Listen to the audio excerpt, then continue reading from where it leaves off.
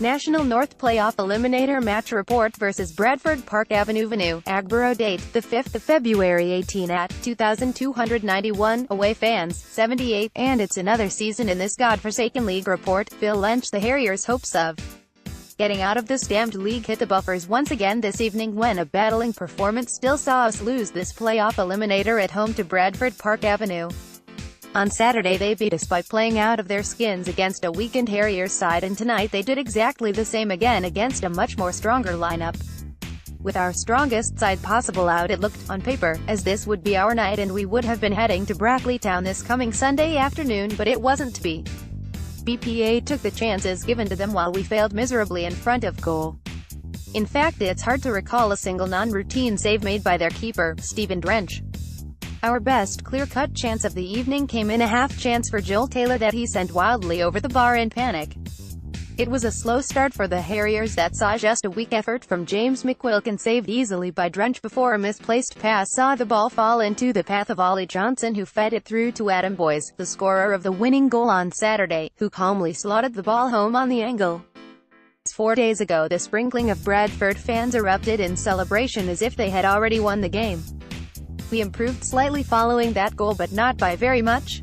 Dan Bradley was wandering around looking for the ball, Declan Weeks was making basic errors while nothing McQuilkin tried seemed to come to anything. Poor Joel Taylor didn't seem to know whether he was supposed to be defending or attacking, and only Elton Angwatala seemed to be creating anything of worth. It was all very ominous. It wasn't until the final 3 minutes of the half that we seemed to wake up and Bradley had our first real effort on target but saw it pushed around the post by Drench for a corner, and then Joe Ironside finally lost his marker to send a header towards goal, but again it was easily saved. HT 0-1. The second period started slightly better than the first one did and we tried to make more of an effort with our passing. Angwatala tried his luck from distance, but his strike, although on target, was too soft and didn't create any problems for the keeper. He repeated the move 5 minutes later and it almost led to a free goal when, with the ball covered, Drench somehow let it slip and it shot up into the air and over the bar. Even with the 2 chances for Elton, we didn't seem to be making any real headway and the game was crying out for Mr. Emmanuel Sonoop to take a bow. He came on the hour mark and immediately the difference was plain to see.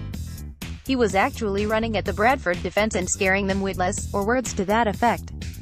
He skipped past defender after defender and played some excellent balls into the area for someone to get on the end of.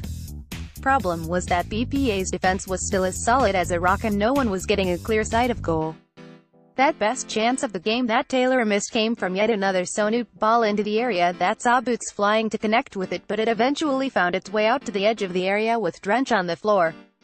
Instead of rolling the ball into the back of the net, Taylor opted to blast it and it landed in the car park. You can't blame the kid too much though. We continued to bombard the Bradford goal with chances, half chance and full chances, but nothing was getting through.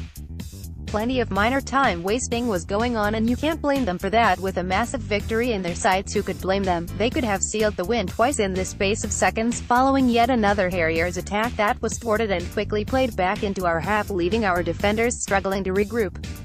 First a shot from Frank Mulhern hit the left post and then the ball was sent goalwards again, and this time the other post was struck when Adam Boyes' fierce drive bounced off the woodwork, much to the relief of the Harriers fans. From that we surged forward once more with Sonoop leading the way, and now with a forward line bolstered by the presence of George Waring, who had earlier come on for Declan Weeks. Surely the Bradford defense would crumble soon with all that was being thrown at it, but it held strong until suddenly another breakaway happened. It was a case of back to the old ways for us as Bradford took the ball forward and we stood off further and further back. Ollie Johnson had the ball at his feet and all he had to do was wait for a space big enough for him to shoot through, and that's just what happened. Stand off, stand off, stand off. Aim, fire, goal. We visibly packed in playing knowing that we wouldn't come back from this, and if we had still been playing now, it's 20-12 as I write this, we still wouldn't have found the back of the net. So we remain in this godforsaken league for yet another season. Games against Alfredon, Guiseley, Curzon Ashton and possibly Bradford Park Avenue to look forward to again come August. And we can include Stockport County in that list too, so it's not all bad. FT, 0-2 goals for Bradford PA, boys 11, Johnson 79. The Harriers online MOTM is Elton and Guatala talk about the game here and phone the Harriers hotline on 01905-577-777 after the game. Two latest table and stats here: Harriers goals, subs, time cards, B Hall, Alphon, Taylor, Croasdale, Horsfall, O'Connor, Weeks 80, McQuilkin 61, Ironside, Bradley and Guatala subs, a Brown, Sonoop 61, Austin Pearson wearing 80, Bradford Park Avenue, goal, subs, time cards, Drench, Ross, Atkinson, Rowe, Killick, Havern, Brooksby, Spencer, Boys, Johnson, Mulhern 85 subs, E. Hall, Tolson, Boschel, Smith, Vidal 85, referee, Mr. Declan, Bourne, Nottinghamshire.